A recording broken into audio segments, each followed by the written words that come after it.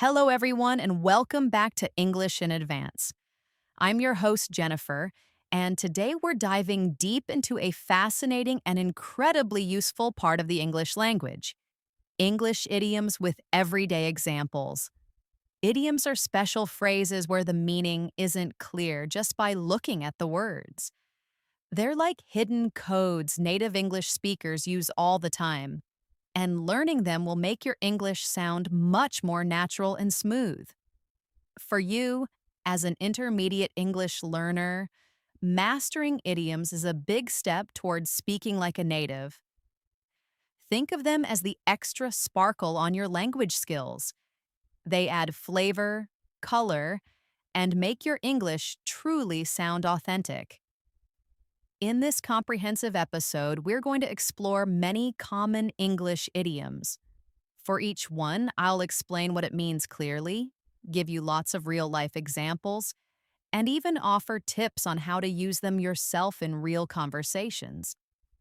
Our main goal isn't just to understand these idioms, but to feel comfortable using them, making your spoken English richer and more natural. So relax and listen closely, because we're about to open up some very expressive English. Let us begin with idioms you'll hear and use in common, daily talks, especially when you're talking about how people communicate or understand each other. First up, we have break a leg. This is an interesting idiom that might sound a bit strange if you don't know what it truly means. When you tell someone to break a leg, you aren't wishing them harm at all. It's quite the opposite. You're wishing them the very best of luck, especially before a show, a speech, or any event where they need to perform well. For example, my friend Mark was about to give a big presentation at work, a really important one. He was very nervous. As he walked into the meeting room, I quietly said to him, "Go get him, Mark. Break a leg." Later, he told me it helped him feel a little more confident. This idiom is a great example of how language can playfully turn meanings around. You might also hear it before a sports competition. For instance, before her final gymnastics routine, Sarah's coach clapped her on the back and yelled, "Break a leg, Sarah! You've practiced for this." Remember, it's very popular when talking about performances, but you can use it for any difficult task where someone needs to do well. Next, let's talk about bite your tongue. Imagine you're in a situation where you really want to say something, but you know it's probably better to stay quiet. Maybe what you want to say is rude, or it could cause problems. That's when you bite your tongue. It means to stop yourself from saying something you want to say because it would be rude or cause trouble. It's a strong way to describe holding back your words, even when you feel like speaking up. For example, I was at a family dinner, and my uncle started talking about politics in a way that made me really upset. I had a strong opinion I wanted to share, but I knew it would lead to a big argument and spoil the evening for everyone. So I literally had to bite my tongue and stay quiet, even though it was hard. Another time, my manager made a decision I completely disagreed with, but it was in a public meeting. I had to bite my tongue then and there, choosing to discuss my concerns with him privately later to avoid creating a scene. This idiom is perfect for times when it's best to be quiet and avoid conflict. Then there's get the ball rolling. This one is fairly easy to understand, like starting something in motion. To get the ball rolling simply means to start something, especially a process or an activity. It means to begin the first step of a task or project. We often use it when we need to encourage ourselves or others to start. For instance, my neighbors and I decided to organize a community cleanup day for our park. We had lots of ideas, but no one was taking the lead. So I volunteered to send out the first email with a meeting time saying, Let's get the ball rolling on this park cleanup. I'll send out the invites tonight. It helped us finally begin our project. Similarly, at work, after a long discussion about a new project, our team leader said, "Okay, we have our strategy. Who wants to take the first step to get the ball rolling with contacting potential clients?" It's all about initiating and building momentum for a task. Another useful idiom for understanding is hit the nail on the head. This phrase means to explain exactly what is causing a problem or to say something that is perfectly correct. Imagine you're trying to figure out an issue and someone clearly states the main problem. They've hit the nail on the head. For example, our team was trying to figure out why our new product wasn't selling well. We had many different ideas.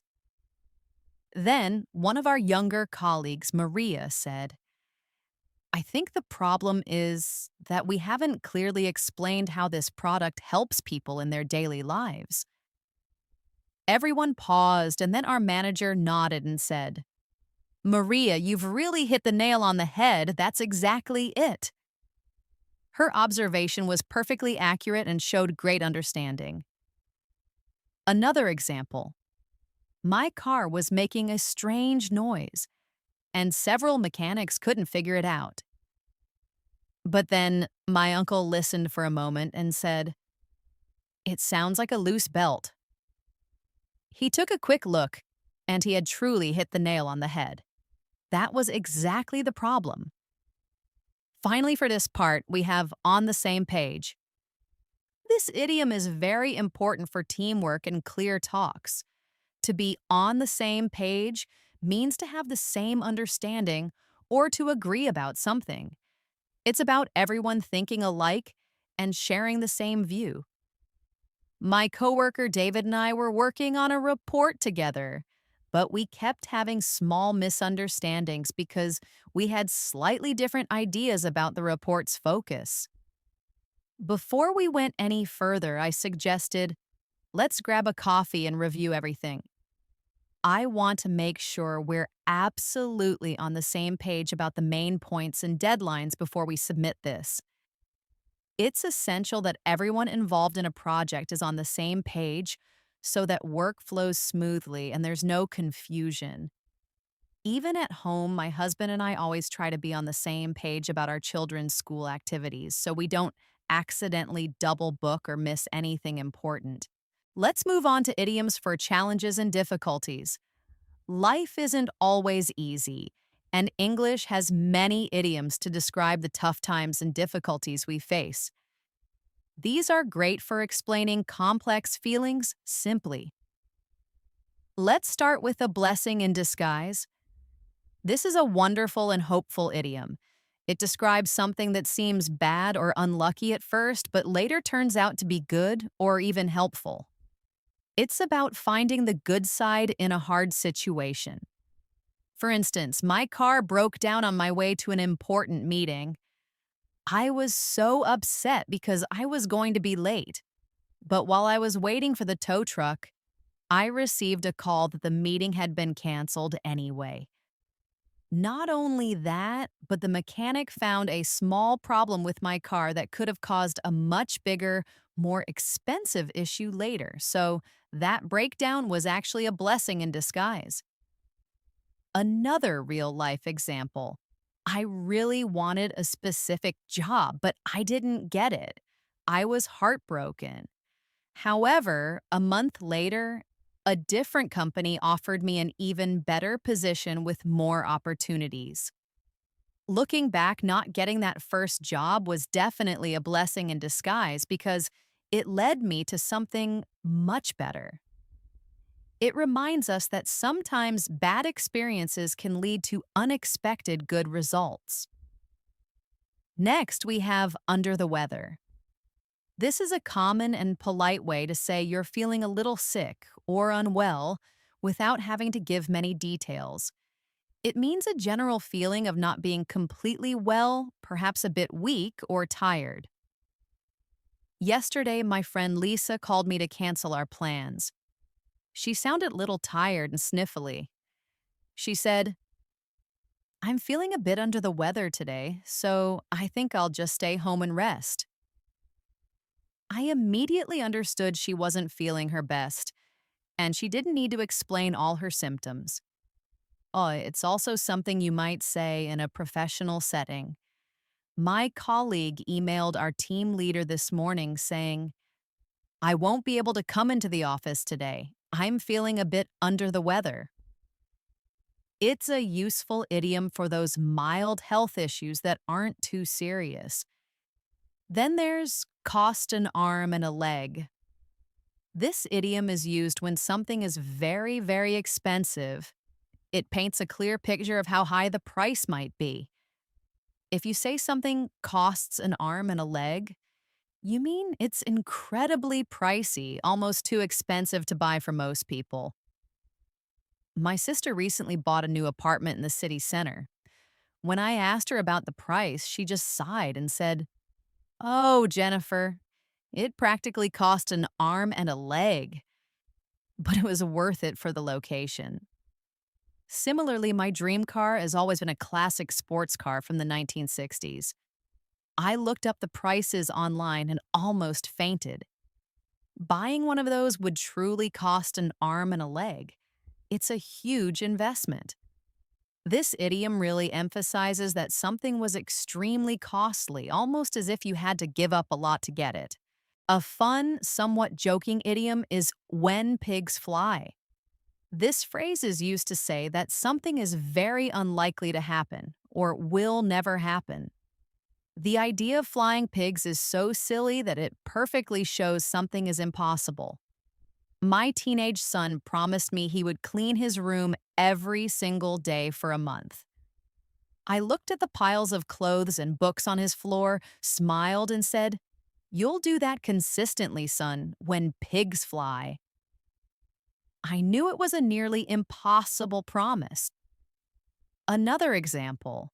A friend of mine always says he'll start waking up at 5 a.m. to exercise, but he loves sleeping in. I often tell him he'll start that early morning workout routine when pigs fly. It's a great idiom for showing doubt about promises or events that seem impossible. Lastly, for this part, we have bite the bullet. This idiom means to face a difficult or unpleasant situation with bravery and strength, even if you really don't want to. It's about dealing with pain or discomfort because it's necessary to get something done. My friend always hated going to the dentist. He had a wisdom tooth that was causing him a lot of pain, but he kept delaying the appointment. Finally, he called me and said, Jennifer, the pain is too much. I'm going to bite the bullet and schedule that tooth extraction tomorrow. I just need to get it over with. Another time, I had to work on a very boring but important report all weekend. I didn't want to, but I knew I just had to bite the bullet and get it done. It's about being strong and enduring a difficult task. Now, let's explore idioms for success, failure, and opportunity. Thus, idioms help us talk about achieving goals, not succeeding, or taking chances in life and work. Let's begin with pull yourself together. This idiom is a strong phrase, usually told to someone who is upset or losing control of their feelings. It means to calm down and act normally after being upset or stressed. It's about getting back your control. I remember when my friend broke up with his girlfriend, he was crying and very upset. After about an hour of listening, I gently put my hand on his shoulder and said, Look, I know this is hard, but you need to pull yourself together. We need to think about what to do next. In a different scenario, during a stressful moment in a sports game, the coach might shout to his team, Come on, guys, pull yourselves together. We can still win this if we focus. It's a direct way to tell someone to regain their calm and focus. When things don't go as planned, we often hear back to the drawing board. This idiom means to start over on a plan or idea because the first one failed or didn't work. It means a complete restart, thinking everything from the very beginning. Our team worked for weeks on a new proposal for a client, spending countless hours on it. But when we presented it, they completely rejected it. Our boss gathered us afterward and said, "Well, that didn't go as planned. It looks like it's back to the drawing board for us. We need a completely new approach and fresh ideas." Another example: I tried a new recipe for a cake, but it completely failed, turning into a burnt, flat mess. I sighed and said, "Well, that didn't work." It's back to the drawing board for this cake recipe. It accepts failure but also suggests a fresh start with new ideas. Then there's cut corners. This idiom means to do something in the easiest, quickest, or cheapest way, often by making the quality worse or not being thorough. While it might save time or money for a short while, it usually leads to problems later. My neighbor decided to paint his house himself to save money, but he didn't prepare the walls properly. A few months later, the paint started peeling and looked terrible. He realized he had cut corners and now had to repaint the entire house, which ended up costing him more time and money in the long run than if he had done it right the first time. In business, if a company cuts corners on safety procedures to save money, it can lead to serious accidents and a bad reputation. It's a warning against doing sloppy work that will cause issues later. Similar to pull yourself together, but more about being organized, is get your act together. This idiom means to start to organize yourself and handle your problems well. It's about taking responsibility and becoming more disciplined. My younger cousin was struggling in school because he wasn't managing his time well, always playing video games instead of studying. His parents finally sat him down and said, "Son, you really need to get your act together if you want to pass your exams this year. You need to focus on your studies and manage your time better." Another common situation: if someone is consistently late for work or missing deadlines, their boss might eventually tell them, "You need to get your act together, or we'll have to consider other options." It implies someone needs to improve and manage their life or tasks better, taking serious action. Finally, for this part, a common idiom for studying: hit the books. This simply means to study very hard and carefully. It suggests a focused time of strong academic work. I remember in college, before a big exam, I would often tell my friends, "I can't go out tonight. I have a huge test tomorrow, so I really need to hit the books for a few hours if I want to pass." My sister, who is studying for her medical exams, spends almost every evening hitting the books, sometimes staying up late into the night. If you want to get good grades and truly succeed in your studies, you really need to hit the books regularly, not just right before exams. It's a simple idiom for academic effort and dedication. Next, let's explore idioms for feelings and relationships. Our feelings and how we interact with others are rich areas for idioms that describe complex human experiences. Let's begin with have cold feet. This idiom perfectly describes that moment of hesitation or fear right before you do something very important. To have cold feet means to lose courage or confidence at the last minute, or to feel nervous about doing something you had planned. My friend Sarah was so excited about moving to a new city for a new job. She had signed the lease on her apartment and packed all her boxes. But the day before she was supposed to leave, she called me sounding very worried and said, "Jennifer, I'm suddenly having cold feet about this whole move. What if I don't like it there? What if I fail?" It shows that nervous feeling before taking a big step. Another common scenario is before a wedding. Sometimes a bride or groom might get cold feet right before the ceremony, feeling nervous about such a huge commitment. Next, we have see eye to eye. This idiom is about agreement and shared views in a relationship. To see eye to eye means to agree with someone or to have the same opinions and understanding about something. It's great when you do and hard when you don't. My business partner and I have very different personalities, but we always manage to see eye to eye on major decisions for our company. This means we usually agree on the important things, which makes working together much smoother.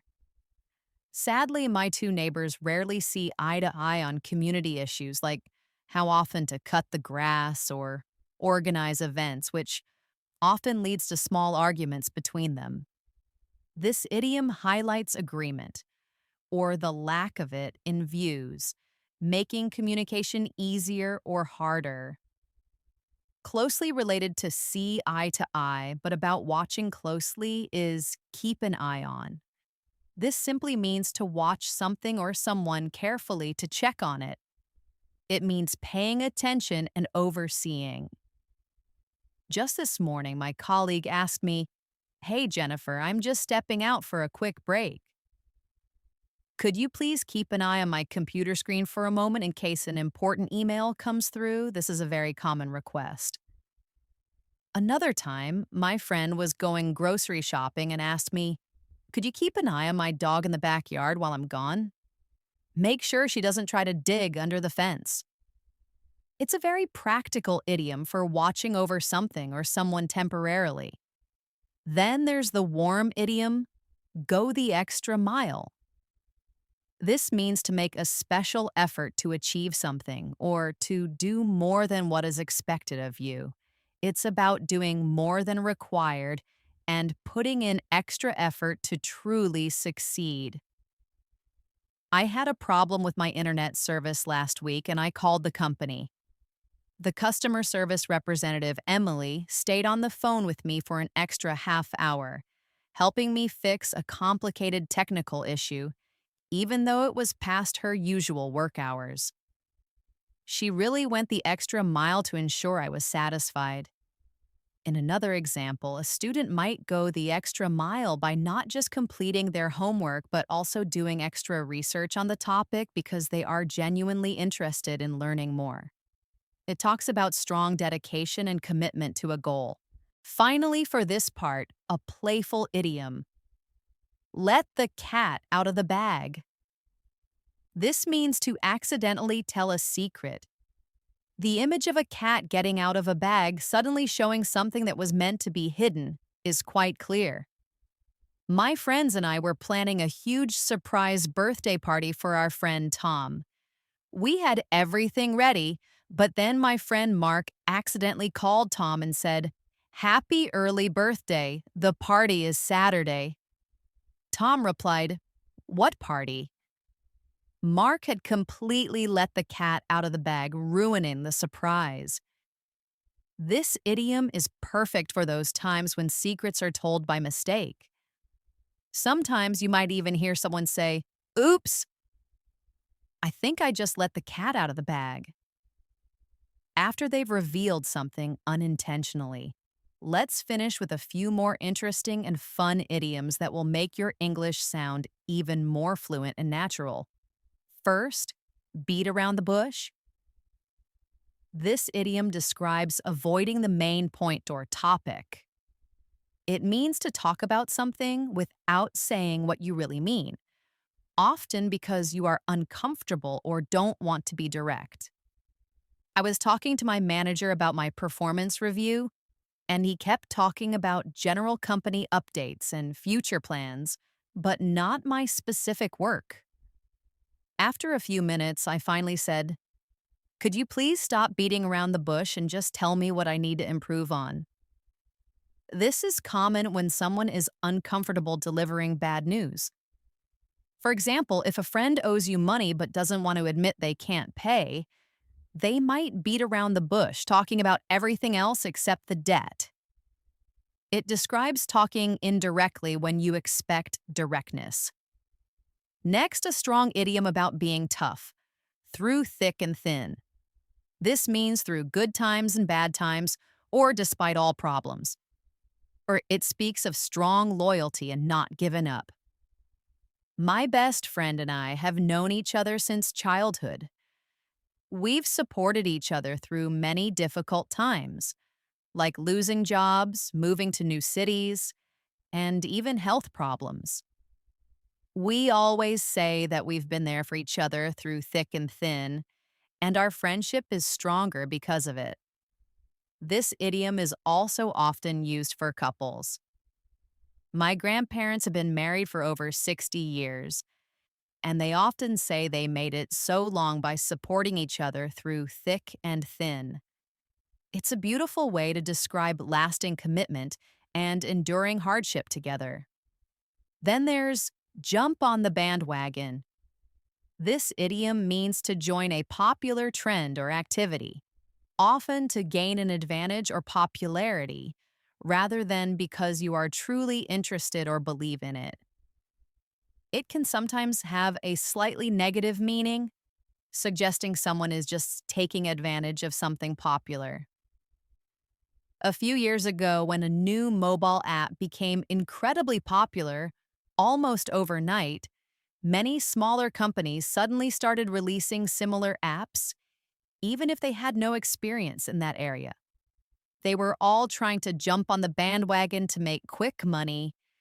You might also see politicians jump on the bandwagon of a popular issue just before an election, even if it's not something they usually care about.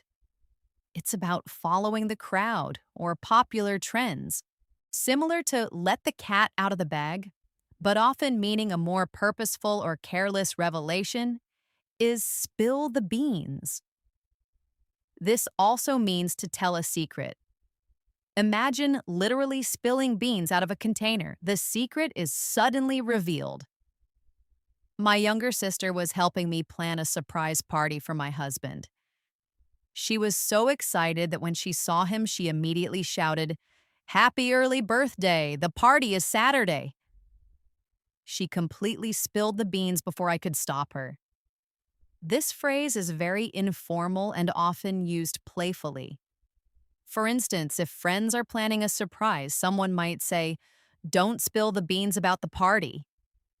It's an informal way to talk about telling secret information, sometimes by mistake, sometimes on purpose.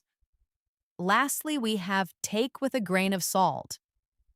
This idiom means to understand that something is likely not completely true or is exaggerated, and therefore should not be fully believed. It's about being doubtful and careful. My cousin always tells amazing stories about his adventures, but he tends to make things sound much more exciting than they really were. So when he tells me about his latest trip, I always take his stories with a grain of salt, meaning I listen, but I don't believe every single detail completely. This idiom is useful when you're getting information from a source that might be biased or unreliable. For example, if a company promises incredible results that seem too good to be true, you should probably take their claims with a grain of salt. This idiom encourages healthy doubt and critical thinking. Wow, we've covered a lot of ground today. From breaking a leg to spilling the beans, and all with real life stories, you now have a fantastic collection of idioms that will truly make your English better. Remember, the key to learning idioms isn't just remembering their meanings, but understanding how they are used in everyday conversations and practicing using them naturally. For you as an intermediate learner, the next step is to really pay attention to these idioms in the English you hear and read every day. Listen for them in movies, TV shows, songs, and podcasts. When you hear one, try to understand it in context. Then, slowly, try to use one or two new idioms in your own conversations each week. Don't worry if you don't get it perfectly right away. Language learning is a journey, not a race. The important thing is to keep practicing, keep listening, and keep building your confidence. The more you use them, the more natural they will become for you. I hope you found this deep dive into English idioms with everyday examples incredibly helpful and enjoyable.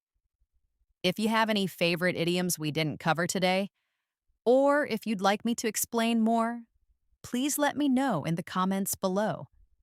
Your feedback helps me create content that truly helps your learning needs. Thank you so much for joining me on English in Advance. Until next time, keep practicing, keep exploring, and keep speaking English with confidence. This is Jennifer signing off.